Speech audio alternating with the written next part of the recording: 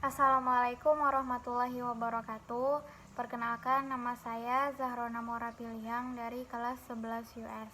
Nah, di sini saya akan berbicara tentang pergerakan nasional. Nah, teman-teman, pergerakan nasional adalah istilah yang digunakan pada fase perjuangan atau fase bangsa Indonesia dalam mencapai kemerdekaannya.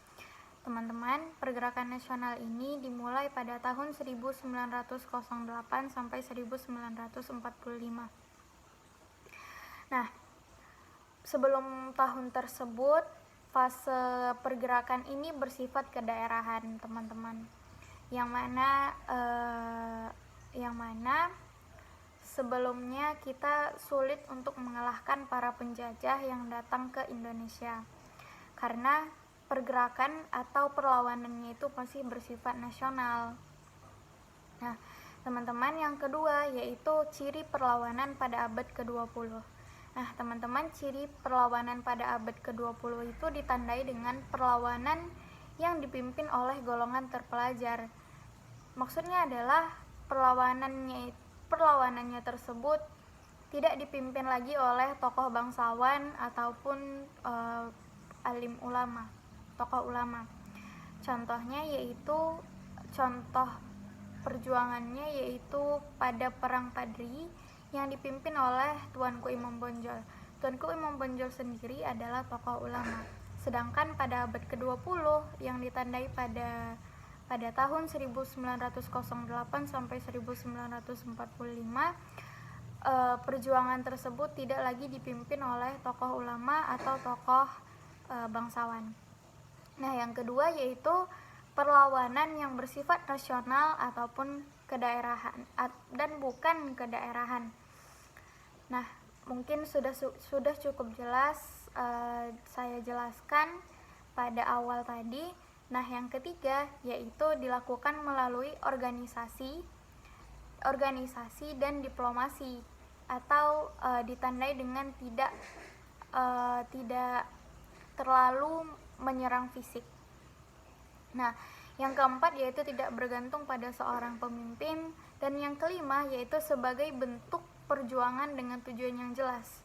Maksudnya tujuan yang jelas di sini yaitu tujuan untuk membebaskan ataupun memerdekakan bangsa Indonesia dari para penjajah. Nah, teman-teman, bagian yang ketiga yaitu periode pergerakan nasional Indonesia. Di sini saya akan membahas tentang masa awalnya saja. Nah, masa awalnya tersebut yaitu menunjukkan gerakan yang bersifat kooperatif.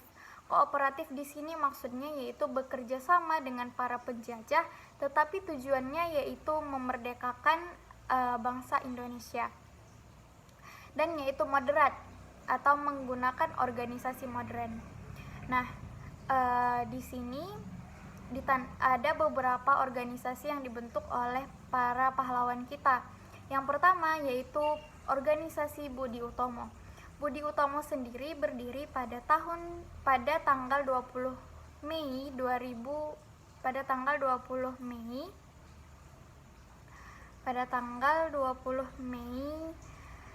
1908. Nah, atas usul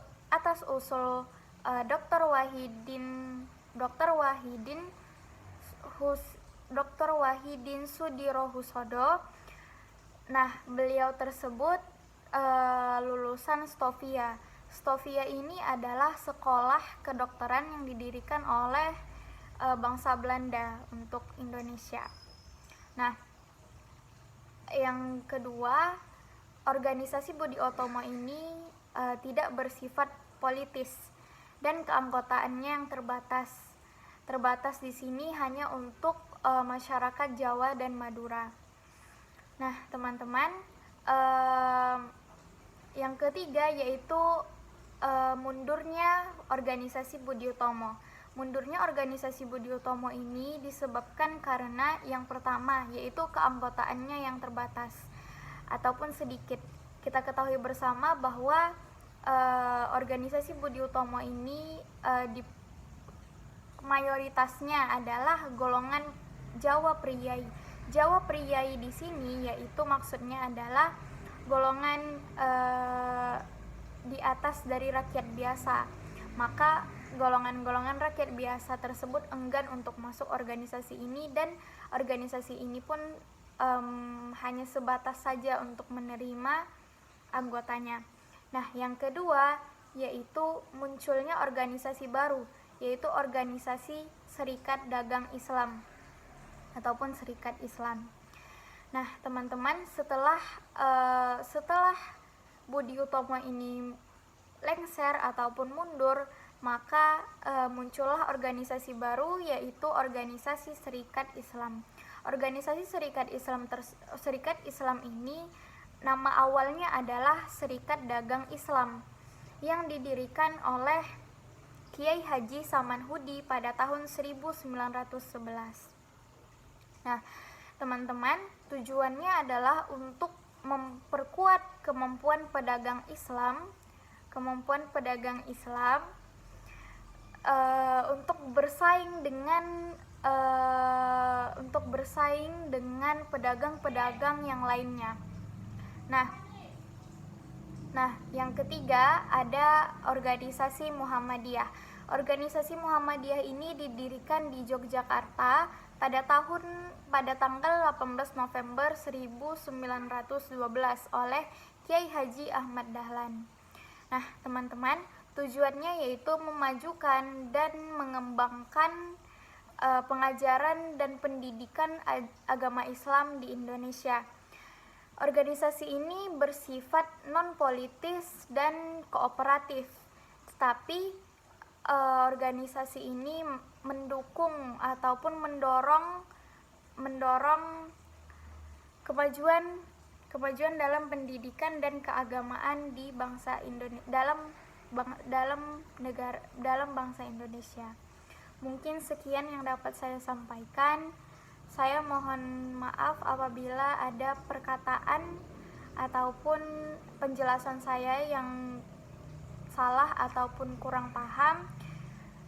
Kepada Allah saya mohon ampun. Wabillahi taufik wal hidayah. Wassalamualaikum warahmatullahi wabarakatuh. Dan semoga penjelasan yang saya berikan tadi mudah-mudahan bermanfaat bagi yang menonton ataupun yang mendengar. Saya akhiri. Wassalamualaikum warahmatullahi wabarakatuh.